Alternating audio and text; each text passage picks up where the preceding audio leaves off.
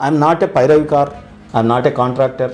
నేను పెట్టుబడిదారుని కాదు, నాకు ఎటువంటి బిజినెస్లు లేవు.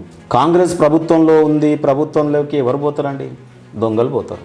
బీఆర్ఎస్ పార్టీని అయితే వదిలేదలుచుకున్నాను. ఎందుకు వదిలేదలుచుకున్నా అంటే తెలంగాణ భవన్కు పోగానే నాకు అవినీతి కంపు వాసన కొడతా ఉంది. తెలంగాణ ద్రోవులకి అందలం ఎక్కియడం, తెలంగాణ ద్రోవులకి మంత్రి పదవులు ఇవ్వడం, ఎమ్మెల్యే టికెట్లు ఇవ్వడం, మంత్రి పదవులు ఇచ్చిన వాళ్ళకే మళ్ళీ ప్రైవేట్ యూనివర్సిటీలు ఇవ్వడం, మీకు మల్లారెడ్డి లాంటి వాళ్ళకి, పల్లరాజేశ్వర రెడ్డి లాంటి వాళ్ళకి, ఉద్యమంలో కష్టపడిన వాళ్ళకి మంత్రి పదవులు ఇవ్వడం, మళ్ళీ ఆర్థిక ప్రయోజనాలు చేకూర్చడం. అది కాకుండా ప్రైవేట్ యూనివర్సిటీలు ఇచ్చి రేపు పిల్లల దగ్గర 5 లక్షలు వసూలు చేసి సీట్లు ఇవ్వరి. నేను ఛాలెంజ్ చేస్తున్నా. ఇప్పుడు నేను ఏ నియోజకవర్గం, ఆ నియోజకవర్గం ఎమ్మెల్యే దగ్గరికి పోయి నా పిల్లలకు, నాకు, మా చెల్లెళ్ళకు, అక్కలకు ఎవరికైనా చదువు చెప్పమని ఫ్రీగా. అటువంటి వాళ్ళని ప్రజలు ఎందుకు ఎన్నుకుంటారో అర్థం కాదు. పెట్టుబడిదారులను, సామాన్యులను ఎన్నుకోవాలి. అసలు దేశభక్తి లోపించింది ఆ పార్టీలో ఉన్న నాయకుల దగ్గర అని చెప్పి నేను పార్టీని వదిలేసి దేశభక్తి నిండుగా మెండుగా ఉన్నటువంటి బీజేపీ పార్టీని ఎంచుకున్నాను.